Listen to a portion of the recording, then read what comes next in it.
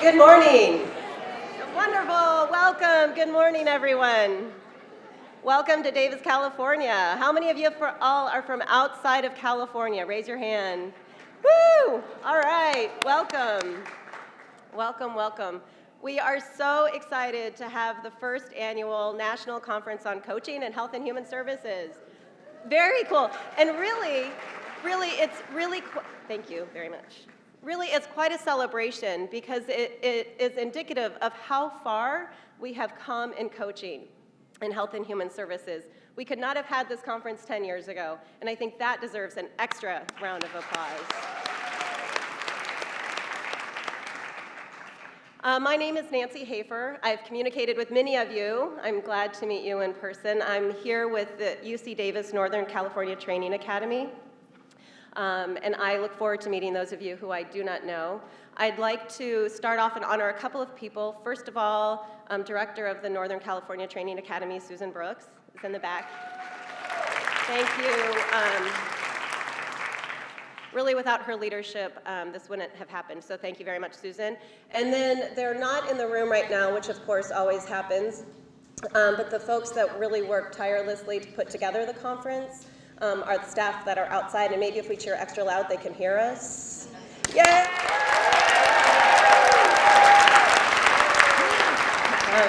So be sure if you see Amy Spikoski and Jennifer Davis in particular, they deserve an extra pat on the back, and thank you for all of their work on this conference. We really do view this conference as a celebration of how far we've come. I've worked with many of you across throughout the last 10 years, and we really view this as a giant learning community. We have learned so much from our work with all of you, and we look forward to learning more from you. Really, coaching can be seen as a catalyst for change, right? Coaching is what often is what serves as the change agent, and hopefully there will be those opportunities today and tomorrow where we can see change and we can move forward and bring that change into programs that we're serving, and really learn and grow from you. So for those of you that we've worked with in the past 10 years, we really do see this as a very, very wonderful learning community and are really, really thrilled that you all are here.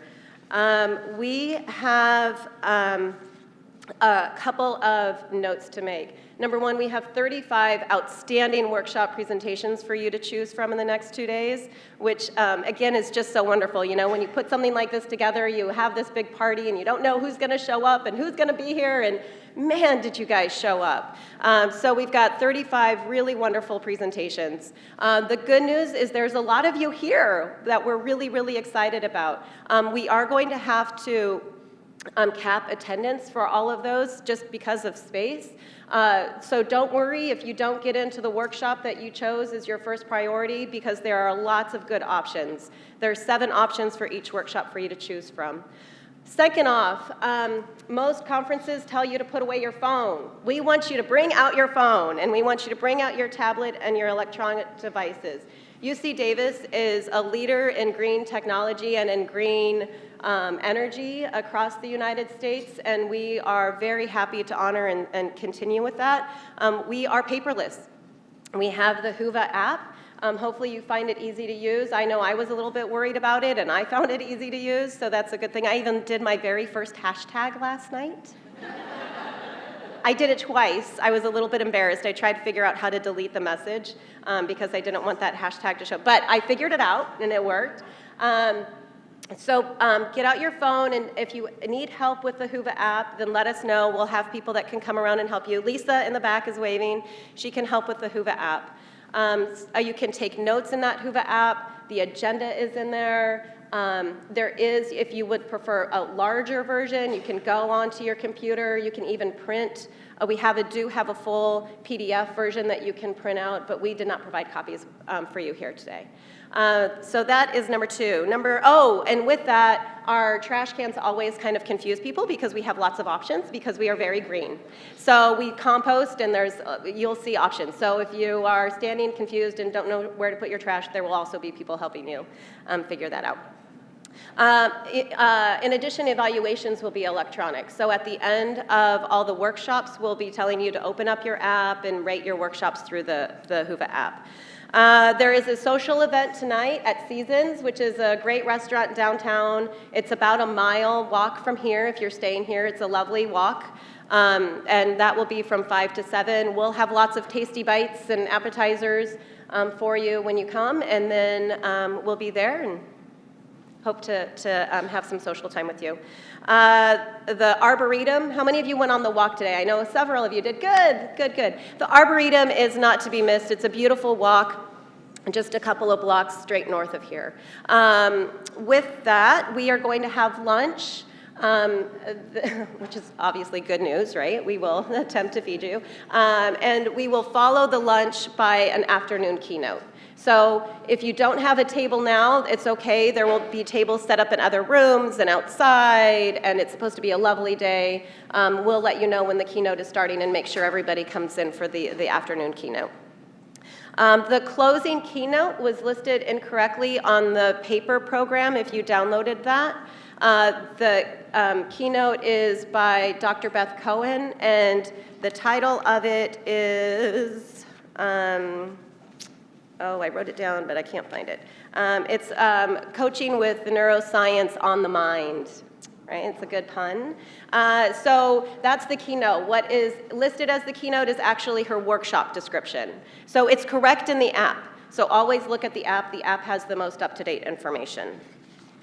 And I think those are all of the notes that I needed to remember. To help us kick off this exciting conference, we have a special guest, Dr. Adela de la Torre, who is here with UC Davis. She is the Vice Chancellor of the Division of Student Affairs and Campus Diversity, and we are really very, very proud of her work here on campus, and very, very proud that she has taken some time to speak with us today. She is also the Director of the Center for Transnational Health. Her background is in community engagement activities regarding Chicano, Latino health issues, childhood obesity within rural Mexican origin communities, binational health, and education disparities, and intervention strategies for Chicano Latino students. We are so glad you're here today. Thank you very much, Dr. Adela.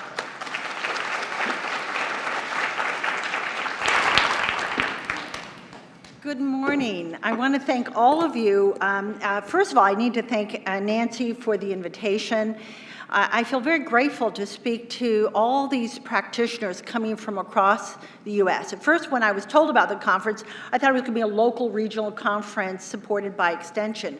I've worked with a number of UC Davis Extension folks, and I've always found their programs to be incredibly effective. But this is, incredibly impressive. So thank you for coming, and thank you for focusing on the first national conference that focuses on coaching rather than training to increase skill-based thinking schools in health services and human services. So first I want to make a few observations. As an economist and researcher in public health, one can look around today and we see the complexities of today's issues. And what we also see is it requires interdisciplinary approaches, it requires teams, it requires us to work across skill sets. So when I started over 30 years ago, most of us stayed within our silos, focused in our areas, and figured out that we had the one singular approach to create behavioral change. What we now know today, as we should have known 30 years ago, is probably the hardest thing to change is behavior. So my own research on childhood obesity within rural Mexican origin children has taught me that behavioral change takes time, it requires community partnerships and education, and it creates support systems. And in order to maintain the behavioral change, it is a long-term process. So there are really no short-term fixes. Not surprising, most research on childhood obesity within this population show very little change after the initial intervention of a few months. And so we know that it creates long-standing needs for maintenance of social relationships, economic support, and social services. Now, as I shift my hat as an organizational leader in student affairs, I've witnessed how both external and internal environments can go beyond strategic vision. So 5 years ago, we did a strategic plan, and everyone loves strategic plans.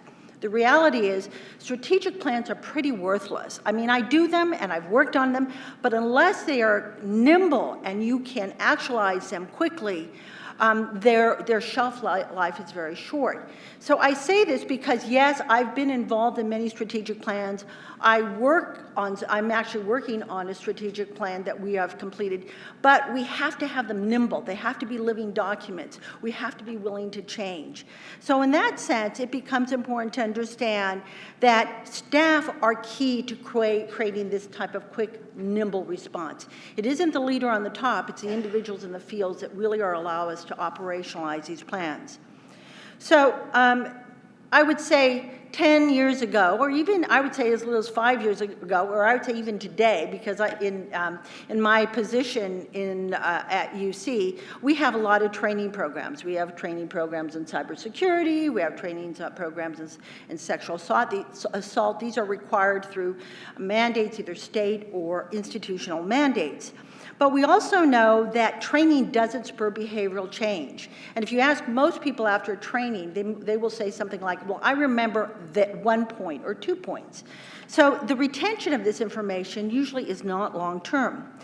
But what we need to know is that the most important way to create behavioral change is to support individuals who are interacting with their clients, whether they're students, whether they're families, whether they're children. The other thing that's important, and we see this particularly with many of our new employees, many millennials and centennials, but also some of our senior employees, is that staff retention has become a major issue. And that's because when we're in high-stress environments, staff burnout can be high and turnover can be staggering. So it's critical to invest in staff, critical to have work-life balance, and in fact, that's one area of priority that I've told my unit directors. In other words, we need to think about flexibility in the workplace. We need to think about opportunities for individuals to have 4-10 work weeks. We have to think of opportunities when individuals can work at home to care for elders and children. Because in this environment where we're dealing with a competitive market for highly skilled individuals like you, we need to be visionaries as leaders to create these types of environments. The other area that I'm really excited about is coaching, and I've been a believer in coaching from the beginning, and I've been in this position for about 5 years. Because coaching provides not only staff the type of support and skills they need, they also help leaders. Because unfortunately, not all leaders understand how to supervise. I'm sure all of you have had that experience, right? So we need to understand that one of the important elements of coaching is that it creates self-awareness. And that self-awareness makes us recognize how to listen and how to communicate effectively. So looking at organizational change, and I want to briefly look at that, is that we come today, and this is organizations, whether it's at state level or the private sector level, where we have tremendous external and internal constituencies that place tremendous pressure. And this is particularly true today because we live in the era of social media. Anything you do can be captured, put on Snapchat, put on Instagram, or put on Facebook. Anyone can video you and then realign your statements. So this is particularly true when we're dealing with what we call the millennials, but more importantly, the centennials. The millennial generation, of course, is tremendously adept with social media. The centennial generation, I think, lived with social media in the womb. So in that sense, we must be able to respond faster because oftentimes information for them is very short term. They're constantly bombarded, they're constantly seeking it. So oftentimes some of the strategies that we may have used will not be as effective. So within our diverse staff environments, we must communicate quickly, largely because in order to provide that information, we need to give them time to understand and respond to that information and create the kind of organizational change that it is needed to effectively address our students. And I just want to talk about one kind of conversation I had with my leadership team. I have 29 unit directors, I oversee 600 employees, I have about 2,000 students, so it's a large organization. So yesterday, one of the big areas that has been a source of real difficult conversation has been the issue of the introduction of online tutoring. So what we find is, in a campus of over 30,000 students, we can't effectively tutor all students in writing and math. Why? Because we don't have the capacity, either financially or in terms of the window in which when students work on their homework assignments. The big concern, quite frankly, was the issue of academic integrity. Because if you have a person sitting with you, you can really guide them in their writing. If you have a computer giving you feedback, the problem is, how do we know when it might be how do we know when the student actually learns the skill set? Well, interestingly enough, I've been in higher education for over 30 years, so when I was listening to this debate within the group, I said, well, you know, when I started chemistry, and for those who are younger, you may not remember this, I had to use a slide rule. And I remember the slide rule by many of my chemistry professors was the gold standard, and you could invest $100, $200 in a slide rule. But I never quite got the knack of the slide rule, so my results were never very accurate. I think that's why I had a lot of problems in chemistry. Eventually, they came up with a hand calculator, and at that time, it was $40, which was a fortune. I mean, it really was a fortune, but I bought one, and it made a world difference. The question was I cheating? Because the student who used a slide rule had a skill set that was uniquely different than a calculator. And so I said to them, I said, you know, technology is important for this generation. Whether we choose to allow it or not, the students will engage with it. They will access this information and they will use it because they live within the construct of their social networks, they live within the construct of their community bubbles. So at the end, I think we were able to at least begin the discussion and dialogue. I said, we are not neo-Luddites. We're not from the point where we're going to stop technology here, but we need to move forward and we need to have this balance between the human face of tutoring, which is critically important and personal, and the use of technology. So in that sense, what we need to understand is oftentimes we may want to do something that has tremendous value and we know has important outcomes, and we can speak to many important relationships that we've developed through this pathway, but we have to have alternative pathways if we want to be effective in really reaching many of our diverse populations. So I think if we look at successful organizations, we need to see that they encourage authentic learning and that they set clear expectations. And of course, we all know we have to have measurable outcomes. But the authentic learning has to be appropriate for the individual. And that's critical because in order to develop the skill set, the individual has to be emotionally connected to the process. More and more, I would say, individual coaching has become a critical tool in the toolbox for most organizational leaders.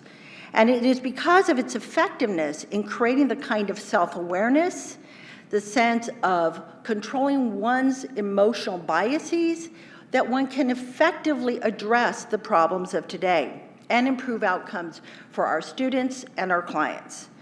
So again, I guess, why am I such a fan of coaching?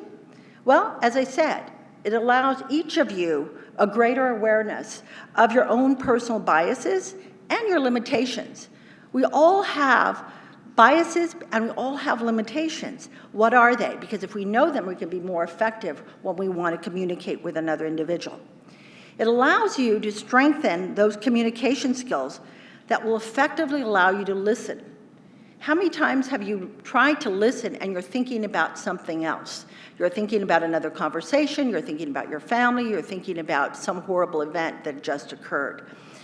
If you are in control of your emotions and your mind at that moment, you can listen at that moment and you can be effective in interacting with that individual.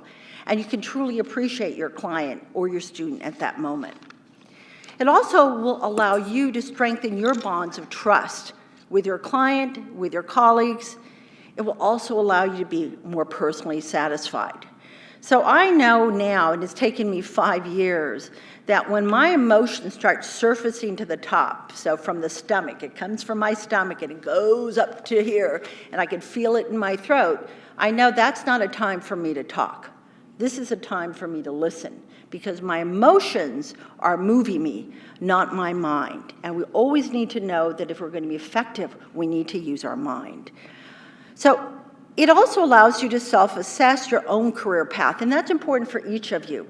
Because as you become more self-aware, you're going to reflect honestly on your performance. Are you doing your job in a very mundane way? Are you not excited? Are you not happy? What do you need to do to develop those skill sets, those critical skill sets to go in a new direction? Are you afraid of going in a new direction? All of these are important questions because ultimately, you can't be effective in your roles as health professionals and service providers if you yourself are not happy in your job. In the end, you are going to help your families to succeed, and I'm here as Vice Chancellor of Student Affairs and Campus Diversity to help our students to succeed. As a practitioner, I've been coached for the last 5 years, and I've benefited from that coaching. I've also advocated, in fact, it comes out of my lips all the time when there's an issue with an individual unit director or staff member. Can we coach them? Is there a way that we can provide coaching for that individual to help them work with the individual conflict that they may be experiencing at the unit level? So, as I said, greater self-awareness, critical engagement, dialogue with peers and clients, openness to external and internal pressures are all linked to successful coaching. It's a powerful tool, an absolutely powerful tool that will transform lives. And I want to say I'm so excited that you're here because I think after this conference, you will be renewed, you will be refreshed, and you will be advocates for coaching. So thank you so much.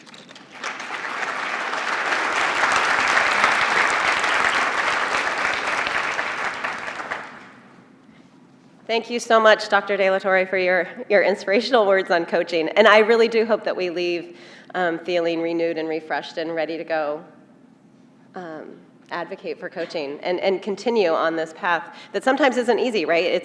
There's sometimes some challenges, and we're ready to face them when we stand strong and we come together to create this learning community. I would like to, there's a couple more people that I need to thank before we continue this morning. One is our sponsors and exhibitors for helping us put on this conference today. We have a small but very mighty exhibit vendor fair in the hallway, so please stop by and see sponsors for the conference. Also, I'd like to have an extra shout out to the University of Alaska for their help when we proposed this, what do you think about maybe doing this national conference, and what do you guys want to help out? And they graciously offered and are helping us with a keynote presentation tomorrow. So thank you very much, University of Alaska. Thank you.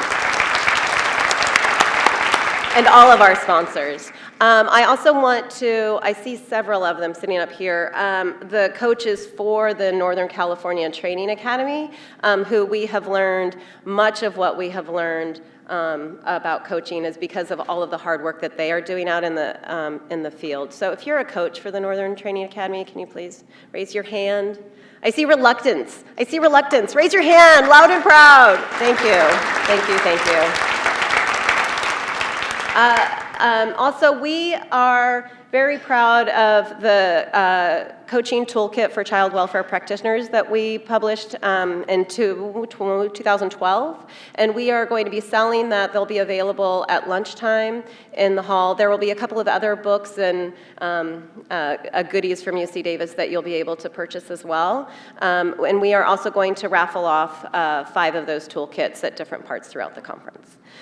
So now I have the distinct honor of introducing our opening keynote presenter, James Flaherty. He is the founder of New Ventures West, a coaching certification program based out of San Francisco, and the author of the book Coaching, Evoking Excellence in Others. His book has received high praise and is considered a seminal text in the field of coaching education.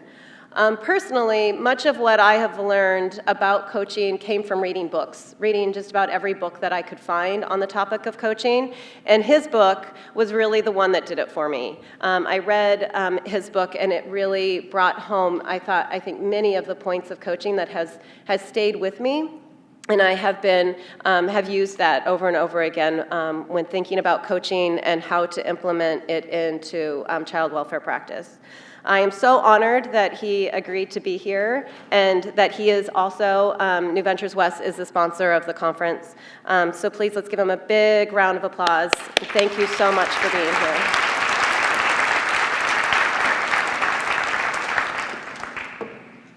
Hi, everybody.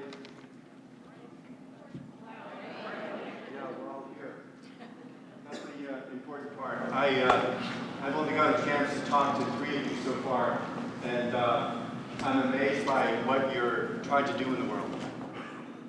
And just as a citizen, just as a person, meeting you and finding out what you're doing, I wanted to maybe take my whole talk to just thank you for doing it. Because who else has the courage and the resilience that you guys have to come back over and over again when it didn't work out the first 50 times you tried it, but you didn't stop. And you didn't let all the rules you have to follow and the laws you have to comply with get in the way of taking care of family, taking care of children. So I'm amazed that there are such people. When I found out that there was an organization like this, I immediately said yes. I would like to take a lot longer than the time you're giving me to see what I can do to help you out. So I've been doing this for about 30 years, so I'm going to do 30 years of what I've learned in an hour. But I know you're used to high volume at once, so you'll be fine. The second thing I wanted to do was give you some metaphors for what this could be like if you wanted. My guess is that pretty much all of you live on the edge of how much energy you have to continue. Is that right? Every day you kind of get to the edge. Is this right? So one of the other things you'll notice is I'm here, you're here, so these questions are really questions for you. So I'm just finding out about you. So at the end of the day or the end of the week, are you kind of low on energy? Anybody that happens to some of you? Yes? Okay. So what I'm trying to do this next, whatever it is, 57 minutes is be like a Tesla supercharger for you, where you can plug in and recharge yourself. And I know that's especially hard if you've been doing this for 5 years, or 10 years, or 50 years, or 20 years, or anybody been doing this more than 20 years here? Yeah, look at that. Wow. No, can you stay fresh? Can you come back to your original impulse? Why did you do this? Finding your heart again. Yes, I'm in favor of us being smart and being able to think. But I'm also in favor of us not losing our heart in the middle of this. Because our heart is what connects us to ourselves, and our heart is certainly what connects us to the families that we work with every day, and our coworkers who just had something terrible happen when we turn to them. So our kind of coaching is called integral coaching. Just because it's a big, weird name, that's why we picked it. So nobody would quite know what it was. We could make it into whatever we wanted. But it really means connecting our whole self, our head, our wonderful intellects, our hearts that have so much feeling, and our bodies that have so much intelligence, all together, and bringing that into our work as coaches. So we'll talk about that in a second. But before I do any more talking, I wanted to give you a chance to talk. So here's what I'm going to ask you to do. I know you're at Keynote, you think you're at the movies, and just going to watch me do stuff, but I'm going to ask you to do stuff too. So if you could just take a moment and reflect on the past year, and what was something fabulous that happened in your work? Something that you were so happy. Maybe something you worked really hard for, and it turned out. And if you don't have one last year, remember to whatever it was. And the first part of that is remember it, let yourself feel it. And the second part is turn to someone next to you and just tell them your story. Give you a couple of minutes. Just tell them the story of the great thing that happened for you in your work last year. Now, especially for those of you who are introverts, who don't want to talk to human beings, even though every day is human being, it's all right. You're sitting next to a professional listener. You'll be safe. Try it out. A couple of minutes. Turn to a person and tell them your story, please. Okay, so we're worried that the lavalier is not on. Come on back. Thank you very much. Come on back. You can talk more later. More talking is available later. You don't have to do it all now. Come on back. You know how people are. First they don't want to talk, and then they don't want to stop talking. All right. All right, here we go. So this is 30 years of coaching in 55 minutes. Yeah, that's that part. That's the, see if I can make this work. I cannot.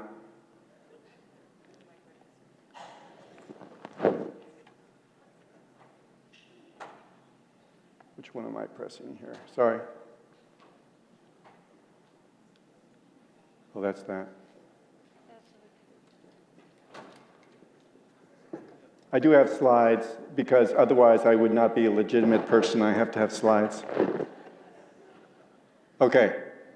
So how do I do this? So it's going to be this one. That one. Yep. Okay, great. So this is the intended direction of coaching. Long-term excellence, someone who can self-correct and somebody who can self-generate. That's to have in the background all the time when you're talking to someone. So long-term, I think it means that whatever happens for the person, the client, extends beyond the time you're just talking to them. And excellence, of course, means that they meet high objective standards. But excellence also means what Aristotle meant by excellence, which is virtue. I'm going to use some maybe words I shouldn't use here. I'm going to talk about virtue, and I'm also going to talk about love, because I think it's not possible to be a human being without those two. So virtue, our highest virtue, gets blended into the work we're doing. So many of us, at least occasionally, have to set aside our values in order to do our work. This kind of coaching means to blend the two. We don't have to set aside what our life is, who we are, to accomplish something. Self-correcting. Self-correcting means we can observe ourselves. Now, what I always like to say is we all have our postdoctoral degree in self-criticism. You have your double PhD in what's wrong with me, and how I should do it faster, and someone else could do it better, and why didn't I think of that, and why did I do that, and what's on and on and on. That's not self-observation, that's self-criticism. Self-observation takes something else.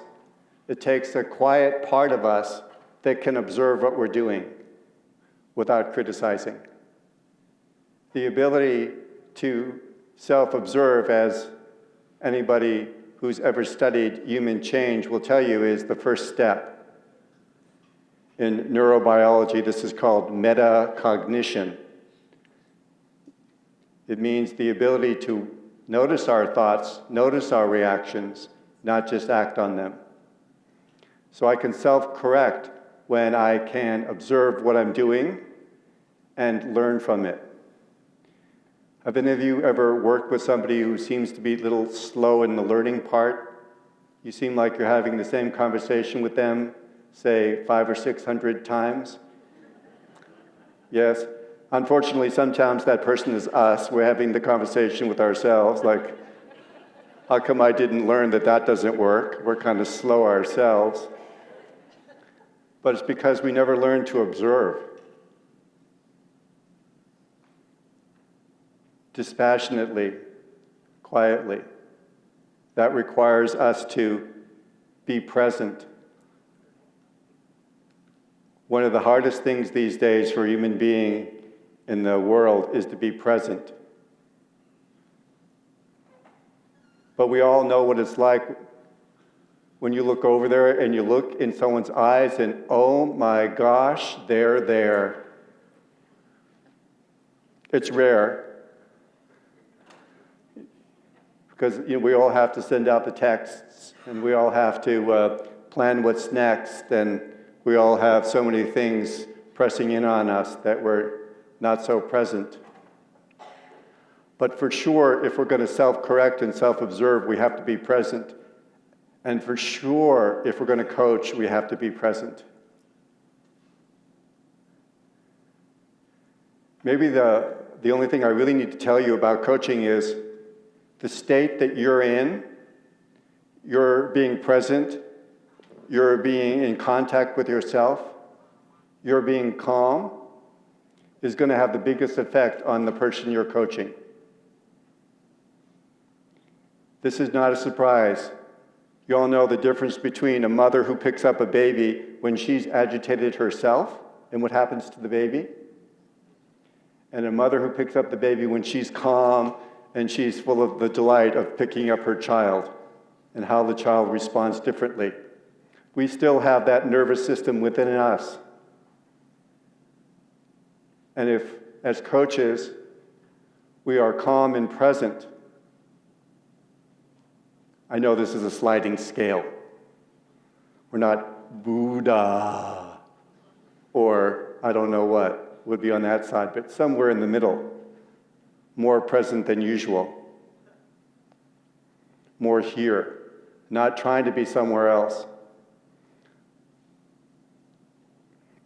That will have the biggest effect on our clients, much more than what we say, although we're going to talk about a lot that we can say. So self-correcting means, because we're still on that point, being present enough to observe, not get carried away, and then being able to self-generate. Self-generation is the fantastic quality that we have where we can start to initiate things on our own. And your client doesn't have to rely on your input, your energy, your insight all the time.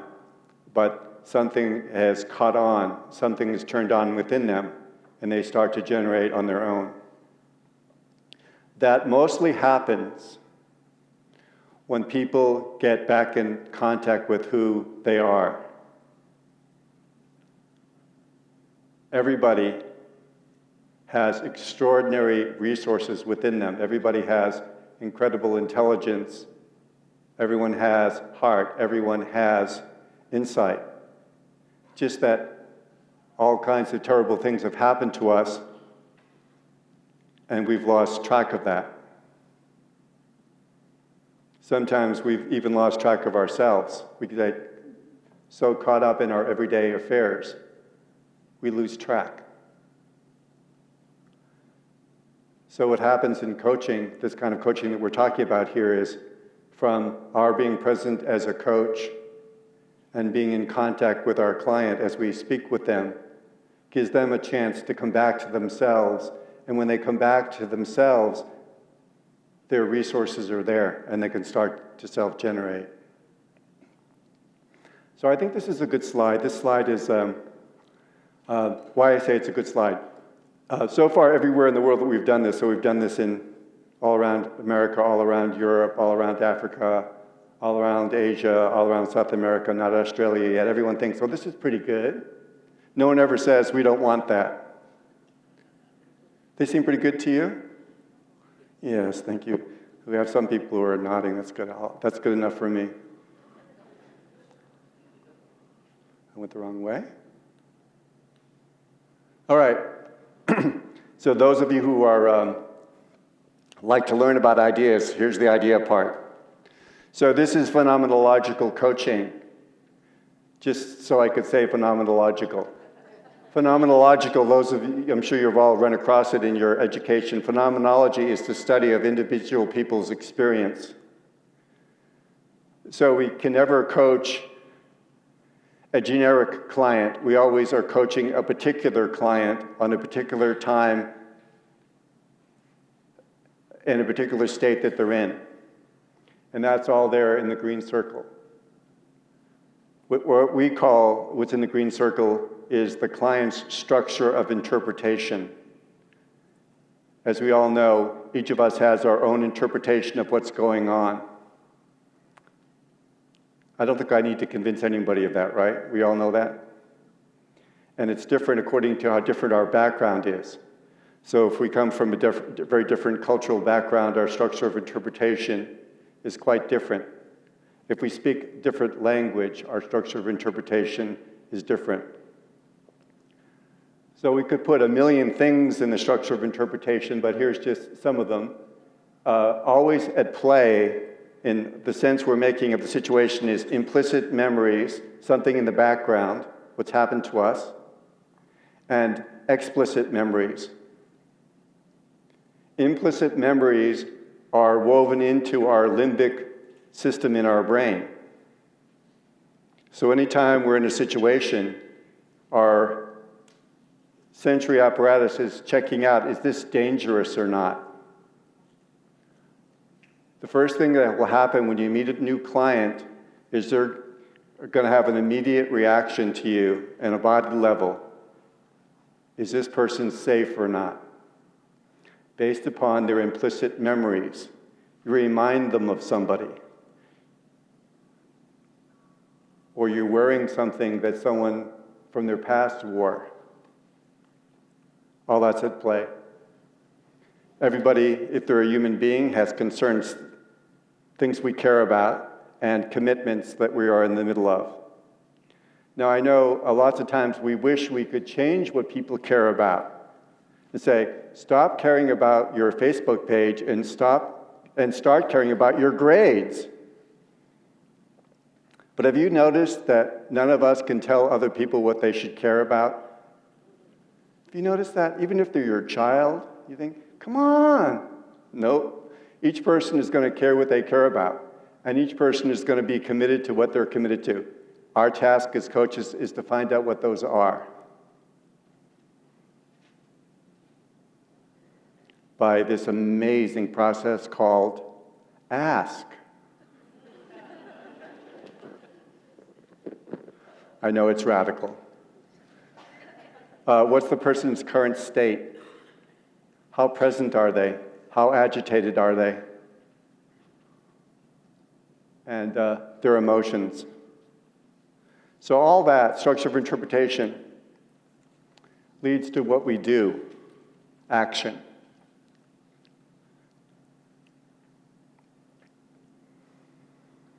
And of course, we live on a planet of a cause and effect.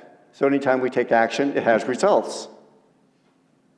Sometimes we like the results, sometimes we don't like the results, sometimes they're the ones we intended, sometimes they're ones that are not. But we usually forget that one of the things that happens from action is I keep turning into the kind of person that I am. One of the amazing features of being a human is we can keep remaking ourselves by what we do. This is one of the great insights of neurobiology in the last 30 or 40 years is neuroplasticity, that our brains keep changing by our behavior. Our brain gets wired up in new and different ways. There's no such thing as a human being doing something that's neutral. Everything has an effect on us. Which means let's pay attention to what we're doing. So we could take another year on this slide, but I'm hoping you get the main point. It's always funny to do a talk in front of a big group like this, because some people just look at the slide and they immediately get it. And then they have to put up with me talking about it for the next 4 minutes. And there's some people sitting in the room pretending that they got it, because we're all in different places, because we all have different structures of interpretation. But you got this point? The point is, don't look at the person, if you're going for shifting the person's actions, take a step back and study their structure of interpretation first. Otherwise, we're doing behavioral modification. And in case you weren't paying attention, in psychology class, behavior modification was discovered to not work. It doesn't stop corporations. Corporations still think it works, but we're smarter than that. And we know that if people are going to change, they have to shift their structure of interpretation. All right, here we go. I have these slides to get through.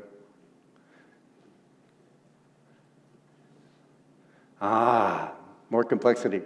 So, the background for coaching is the relationship we have with the client. So there has to be safety.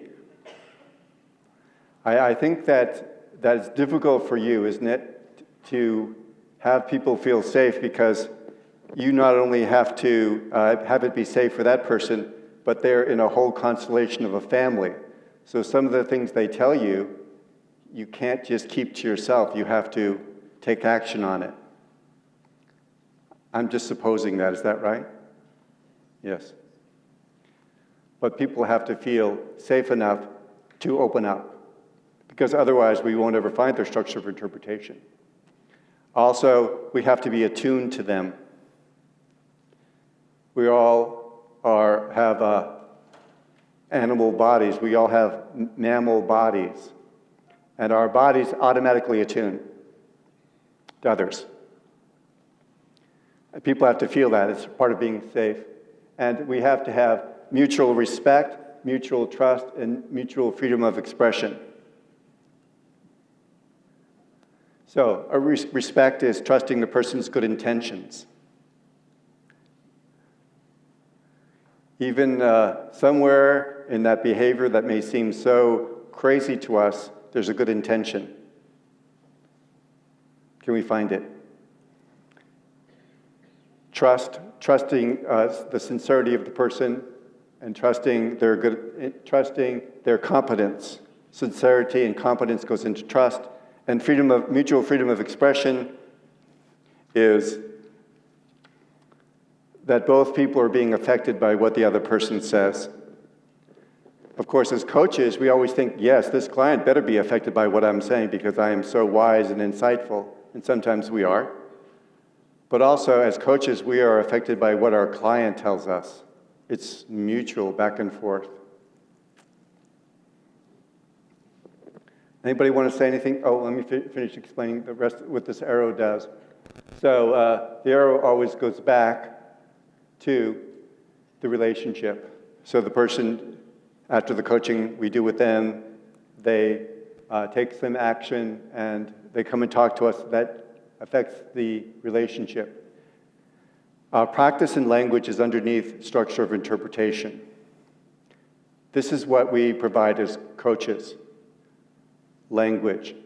Language lets people observe something that they couldn't observe before. So, for example, some people do not notice, are not aware that when they are angry at people, the people that they're angry at don't want to talk to them anymore. It's like a revelation to them. So we provide some language so they can start to observe that. Some people don't notice that if they don't sleep for a few days, they lose their patience with their family. We provide language that lets them observe that. Right? Practice. Language provides insight. Practice is what lets it become part of us. Everything that you ever learned to do, you had to practice. I'm so old that there used to be a thing called driver's education in high school. So we would take a class about driving, and they teach us all the rules of the road, and this is what this sign means, and that's what that sign means, and here's the brake, and here's the accelerator. That's all very nice. But we have to get behind the wheel and practice. Practice. So as coaches, part of what we're doing in the coaching conversation is asking our client to take on a little bit of practice.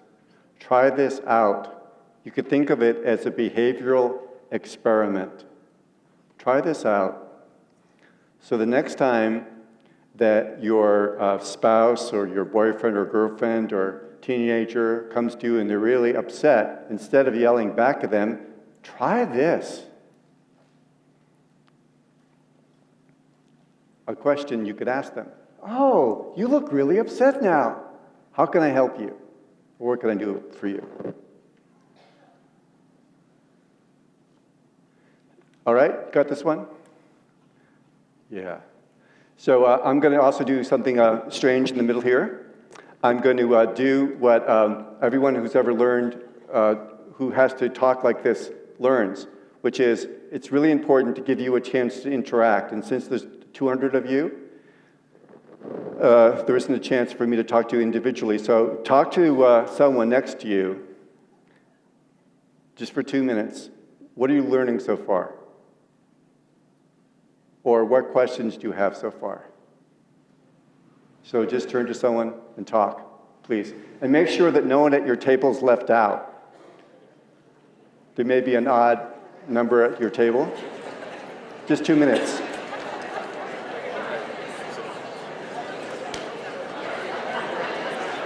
Okay. What? All right, come on back, please. Thank you very much.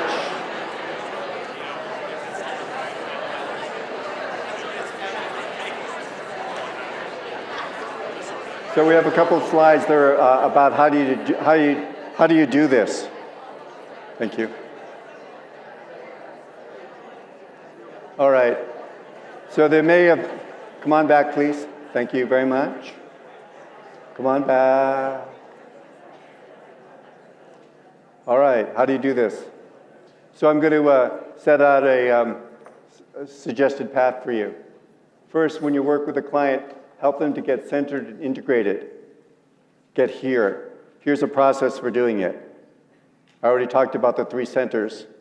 I think you could have a practice with everybody that you work with of checking in with the 3 centers. So you can ask the person, so what's on your mind right now? What are you thinking about? What emotions are here? What feelings are here for you? And then the 3rd center, what's your feeling about how your life is going right now? Overall sense. So thoughts, feelings, and sense. Check in with 3 centers of the body. 3 centers that each person has. That will bring them present. So you'll have someone to interact with. I've noticed that coaching works better when the client is present as well as the coach is present. That will help you. Breathing. Breathing regulates the nervous system. Breathing is not just a weird Northern California thing that somebody invented. Turns out human beings have been breathing for quite a long time.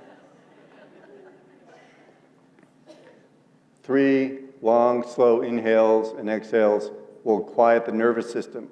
It'll get us out of fight or flight. Pretty much everybody that you talk to pretty much all the time are in fight or flight. Most people in this room right now are in fight or flight. Most people in the room, if you look around, haven't settled here yet. Because we don't ever settle anywhere. We're always in, and that's a good day.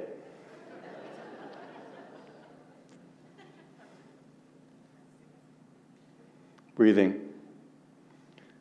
Breathing regulates the vagus nerve. Those of you who care about such nerdy things, the vagus nerve is a cranial nerve that goes from our cranium through our heart, through our lungs, into our guts, and tells us whether the situation we're in is safe or not. When we breathe, the vagus nerve, our whole nervous system quiets down and we can get here. What are you feeling in your body? For most people, this is the weirdest question you can ask them. My body, I can't tell. I'm either tired or hungry, otherwise I don't feel anything. But when we can start to feel the sensations in our body, we get present.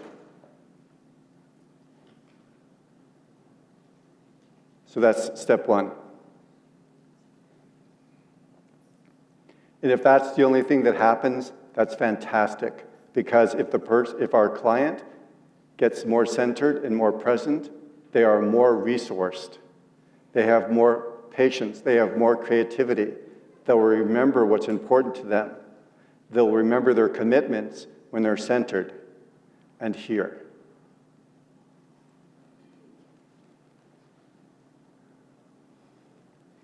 I thought I'd introduce a little Heidegger to you this morning because I know Heidegger is your favorite author. Martin Heidegger, 20th century philosopher, anyway. He says, and I think it's true, that as human beings, we're always existing in three different parts of time. We're existing in the current moment. What crisis is here? Right now. Thank you. Breakdowns are when something that I've committed to in the past is not working. So I committed to get this paper written and it's not done. I committed to get my job application in, it's not done. Breakdowns and deadlines. So that's what's happening right now. We're also, see if I can make this clear. So there's the momentary crisis that we're in pretty much all the time. That's the present. The past is the commitments that we've made. Like you all made a commitment at some point to be here at this conference, and here you are. Commitments, this will sound strange, but it's true. Commitments are always in the past. We always made commitments before that are shaping our actions now. And then what possibilities do you want to open up? So once we have our client present and here, we can check in. This is a very quick way to find out what's going on, what's happening in the current moment, what commitments of yours are you fulfilling and how's that going, what possibilities do you want to open up? Like I said, this takes a couple years to tell you this, but it's just an hour. So, where's the place to focus right now? So do I focus on the possibilities I want to open up? Do I focus as the client on the commitments I'm trying to fulfill? Or do I try and dig myself out of the crisis that I'm in right now? Then with those three areas of focus, what do you do about it? Is it the time to reflect and make decisions? Is it the time to make plans? Is it the time to have conversations? Three different kinds of conversations that have things happen. Conversations that build relationship. We find out what our mutual interests and concerns are. Conversations that explore possibilities of things that we're mutually interested in bringing about, and conversations that coordinate action. So I put administrative work in there because I've heard that in your world there's some administrative work to attend to. Is that true? There's a little bit.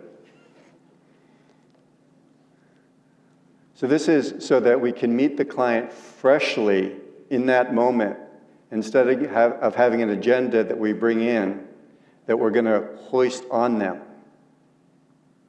So once the client gets centered and present, then they can answer the questions. What's pressing at the moment? A future possibility, a commitment that I'm in the middle of, or a crisis I'm trying to deal with.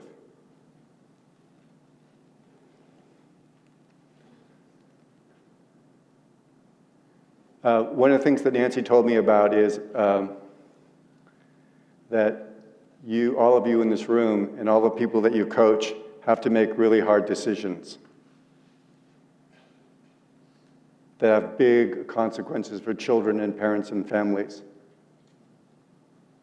So here are some guidelines that can help us. What is in my mind? Sometimes we don't know. We just have thoughts that are racing. So as a coach, we can help the person who's trying to make a tough decision slow down and first notice what's in my mind. Are there facts there? Are there evidence there? Or is this all my worries? What limitations are in the situation?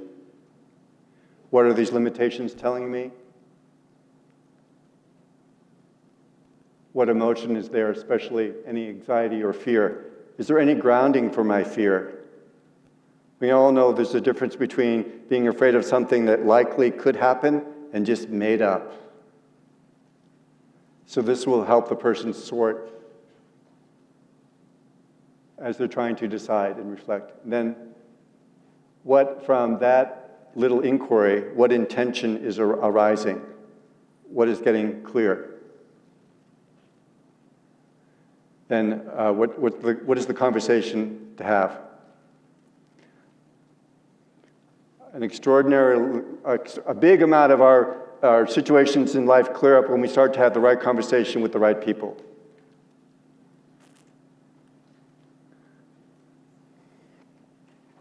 Durable success. Anybody who's going to do the work that you're doing has to take care of these things. Self-care. Sleep. You remember sleep? Happened before. It's a good thing. Making sure we eat food that's healthy for us, water, exercise, and the last one I wanted to take an hour with, but I have 2 minutes instead, is what are we doing to renew our spirit? All of you in this room, all of us in this room have to have practices that renew our spirit, because otherwise we get worn down.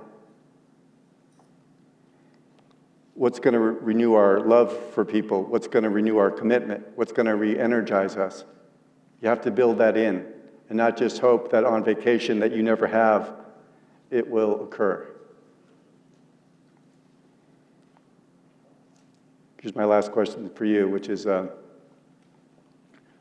through this quick racing, is there something that you want to take up? Is there something that you want to put down? So just turn to the person that you talked to before and see if there's something that you want to take up, or is there something that you want to put down?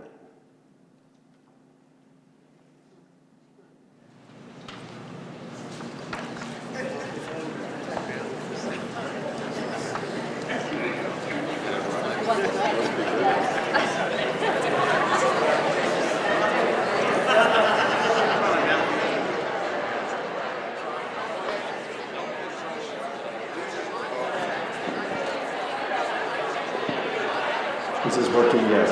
Okay, we're running out of time for this part.